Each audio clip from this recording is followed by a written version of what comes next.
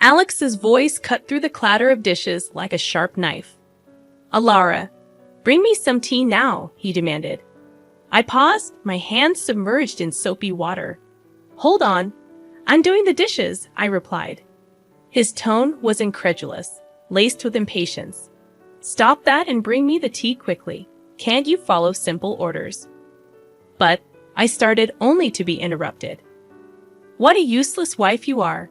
Make me some sweet coffee, please." Mrs. Whitmore, my mother-in-law, spoke from the living room. She sat there devouring a slice of cake she'd taken from the fridge, her eyes glinting with malice. I sighed, glancing at the mountain of dishes. There are so many. Leave them for later. Just do what we say, useless wife. Alex's voice was a whip, each word stinging. I was Alara, a 28-year-old working mother trapped in a life that felt more like a prison than a home.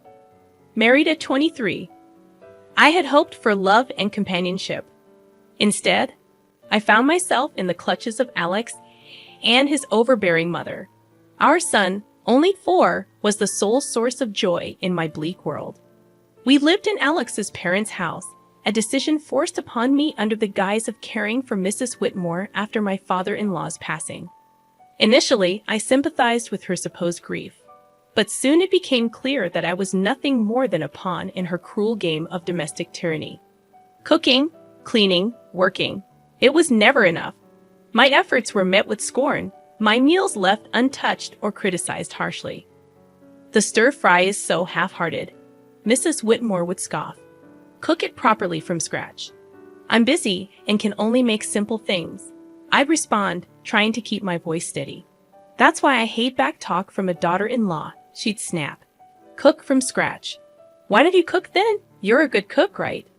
I dared to retort once, immediately regretting it. "Why would I do housework when you're here?" Her response was cold, dismissive. "Are you out of your mind?" Their cruelty escalated over time, shifting from harsh words to a chilling silence. They began to ignore me completely, as if I were a ghost haunting my own home. My presence, once merely undervalued, now seemed entirely invisible. 5 years passed in this suffocating atmosphere. Alex and I turned 35 and 33 respectively. Our son grew, yet the oppressive air in the house remained unchanged. My mother-in-law, now 63, seemed to thrive on my misery. One evening, as I trudged home from work, a heavy realization settled over me. My existence seemed pointless in their eyes. I was a shadow, unseen and unheard. The only voice that acknowledged me was that of my son. The thought of losing even that small recognition was unbearable. Returning home, I began cooking immediately, trying to push away the gloom.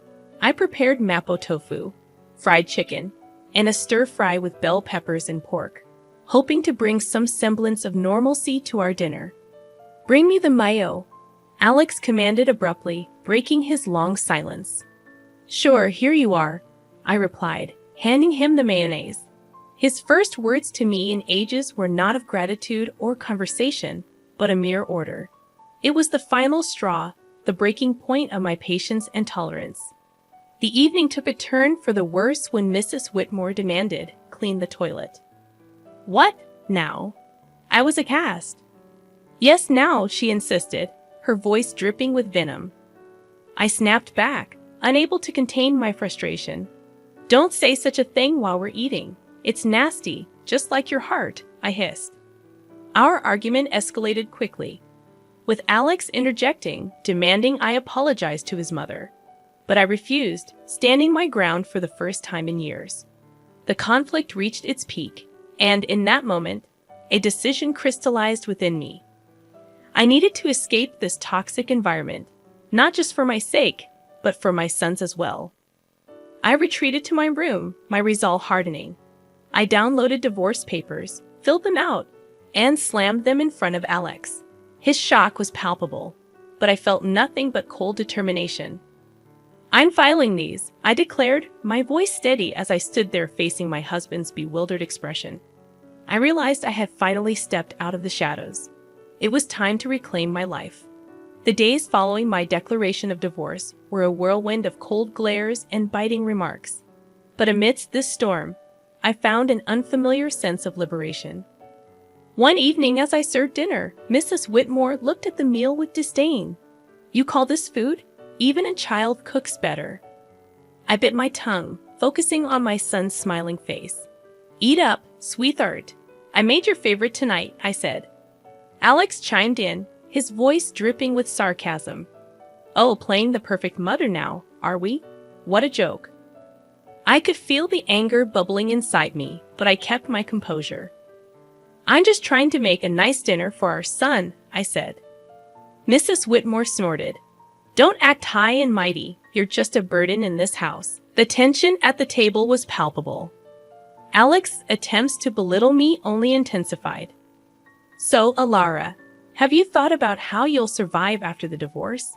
You can barely keep a house, let alone your own life," he taunted. I looked him straight in the eye. "I have been supporting this family for years. I'm not worried about taking care of myself and our son."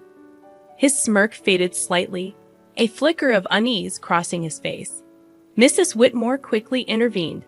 "Don't be absurd. You need us more than we need you."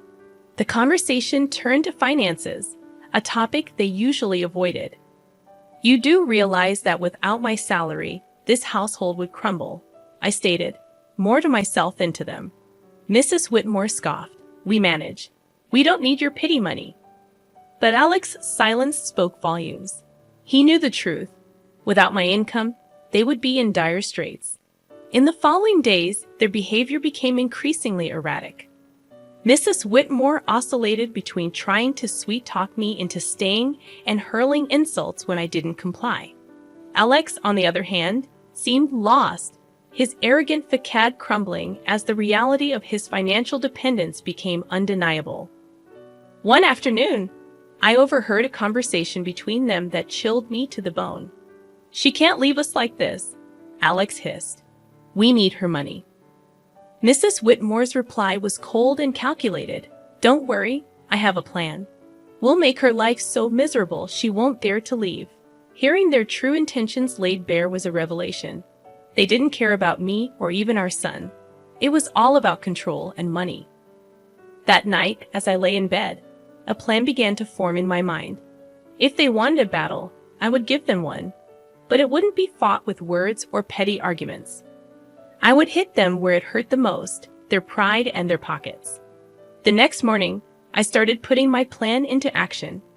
I contacted a lawyer, a sharp, no-nonsense woman who came highly recommended.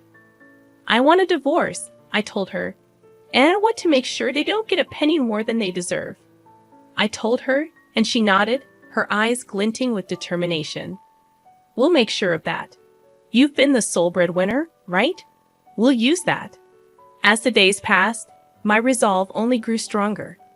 I started documenting everything, the insults, the financial manipulation, even the smallest of grievances. It was time to turn the tables, time for them to face the consequences of their actions. As I built my case, a sense of empowerment filled me. For the first time in years, I felt like I was in control of my own destiny. The shadows of contempt were slowly lifting, and in their place, a new dawn was emerging. As the divorce proceedings began, the atmosphere in the house grew increasingly toxic. Yet with each passing day, my sense of fear diminished, replaced by a steely resolve. One evening, Mrs. Whitmore tried a different tactic. "Alara, dear, why don't we forget all this nasty business? You know we're family." Her words dripped with insincerity. I met her gaze unwavering. "Family doesn't treat each other the way you've treated me." Alex, who had been quietly observing, scoffed. "Oh, playing the victim now? You're not as innocent as you pretend to be." I felt a surge of anger, but kept my voice calm. "I'm not playing anything, Alex. I'm just no longer willing to be your scapegoat." The conversation turned, as it often did, to finances. "You think you can just take our son and leave? How will you support him?" Alex challenged. I smiled, a small, confident curve of my lips. "I've been supporting this family for years. I think I can manage." Mrs. Whitmore's expression twisted into a sneer. "You're nothing without us. You'll come crawling back." But their words no longer held power over me. I knew my worth, and I knew the truth. The next day, I met with my lawyer again. She laid out the strategy clearly. We'll expose their financial dependency on you. It will play a crucial role in the custody battle and the division of assets. I nodded, feeling a sense of vindication. The law was on my side, and I was ready to fight back. At home, the tension reached a boiling point. Mrs. Whitmore's attempts to undermine me became more desperate. "You think you're so smart," she spat one evening. "But you're just a cold-hearted woman abandoning your family." I looked her straight in the eyes. "No, I'm a woman who's finally standing up for herself," I declared. Alex jumped in, his voice laced with venom. "You'll regret this. You can't survive without me." But his threats fell on deaf ears. I was done being intimidated. As the days went by, my preparations for the court battle intensified. I gathered financial statements, recorded their abusive remarks, and collected evidence of their negligence. One afternoon, as I was organizing my documents, my son came to me. "Mom, are we going to be okay?" His voice was small, uncertain. I pulled him into a hug, feeling a surge of protectiveness. "Yes, sweetheart, we're going to be just fine. We're leaving this place, and we're going to start a new happy life, just you and me." His arms tightened around me, and in that moment, I knew I was making the right decision. I was fighting not just for myself, but for my son's future. The day of the court hearing loomed closer, and with it, a sense of impending freedom. I was ready to face Alex and Mrs. Whitmore, ready to end their reign of control and emotional abuse. I was ready to reclaim my life and give my son the peace and happiness he deserved. It was time for justice, and I was determined to see it served. The day of the court hearing arrived, a day I had been anticipating with a mix of dread and determination. As I sat across from Alex and Mrs. Whitmore in the courtroom, I felt a sense of surrealism. This was the moment where everything would change. The proceedings began with a cold formality. Alex's lawyer portrayed him as a devoted husband and father struggling under the weight of false accusations. Mrs. Whitmore played the part of the grieving mother-in-law wronged by an ungrateful daughter-in-law. But their performance was transparent, their lies brittle. When my turn came, I spoke clearly, my voice steady. "I have been the sole provider for this family for years. My husband's employment and his mother's manipulation have been constant sources of strain." Alex interjected, his voice laced with false hurt. "Alara, how can you say these things? I've always supported you." I turned to him, my gaze unwavering. "Support is more than just words, Alex. It's about actions, and your actions have shown nothing but selfishness and cruelty." The judge listened intently as I presented my evidence. Financial statements, recordings of their verbal abuse, testimonies from neighbors who had witnessed their behavior. The truth was undeniable, and as the evidence mounted, Alex's facade began to crumble. Mrs. Whitmore's composure cracked, her mask of innocence slipping away. The courtroom was silent, the air thick with tension. Then came the revelation that sealed their fate. My lawyer presented photographs and documents proving Alex's infidelity and Mrs. Whitmore's illicit affair with a wealthy neighbor, Mr. Harwood. The courtroom erupted in murmurs as the images were displayed, showing them in compromising positions, their deception laid bare for all to see. Alex's face turned ashen, his eyes wide with shock. Mrs. Whitmore's expression twisted into one of fury, her hands trembling. "You invaded our privacy," Mrs. Whitmore shrieked, her voice shrill. I looked at her, my voice calm but firm. "No, I exposed the truth, a truth that you both have been hiding for too long." The judge called for order, but the damage was done. Their credibility was shattered, their lies exposed in the harsh light of the courtroom. As the hearing came to a close, the judge's verdict was clear. I was granted full custody of our son, and a fair division of assets was ordered. Alex and Mrs. Whitmore were left with little more than their shattered reputations. Walking out of the courtroom, I felt a weight lift off my shoulders. The years of manipulation and emotional abuse were finally over. I had stood up to my oppressors and emerged victorious. But the sweetest moment came when my son ran into my arms outside the courthouse, his face bright with relief and happiness. "We did it, Mom," he said, his voice filled with joy. "Yes, we did," I replied, holding him close. "We're free now. It's just the beginning for us." And as we walked away hand in hand, I knew that this was not just a victory for me. It was a victory for every person who had ever been made to feel small, powerless, or unworthy. It was a victory for truth and justice.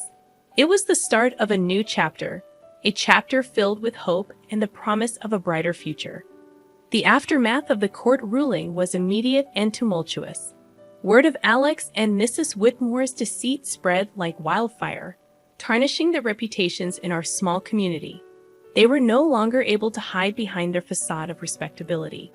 In the days following the verdict, I focused on rebuilding my life with my son. But I couldn't ignore the sense of satisfaction that came from knowing Alex and Mrs. Whitmore were facing the consequences of their actions. One evening, as I was preparing dinner, I received an unexpected visitor. It was Mr. Harwood's wife, Mrs. Harwood, her eyes red with unshed tears. "Alara, I heard about everything. I can't believe what Sylvia, Mrs. Whitmore, did." Her voice broke, and I could see the pain etched on her face. I invited her in, offering a cup of tea. As we sat at the kitchen table, she poured out her heartache. "I trusted her as a neighbor, as a friend, and to think she was having an affair with my husband," she said. I listened, offering words of comfort. It was clear that Mrs. Whitmore's actions had caused more damage than she had ever anticipated. The next day, I encountered Alex in town. He was a shadow of the man he once was, his arrogance replaced by a look of defeat. "Alara, please, can we talk?" he asked, his voice barely above a whisper. I stopped, facing him. "What is there to talk about, Alex?" He fidgeted, unable to meet my eyes. "I am sorry for everything.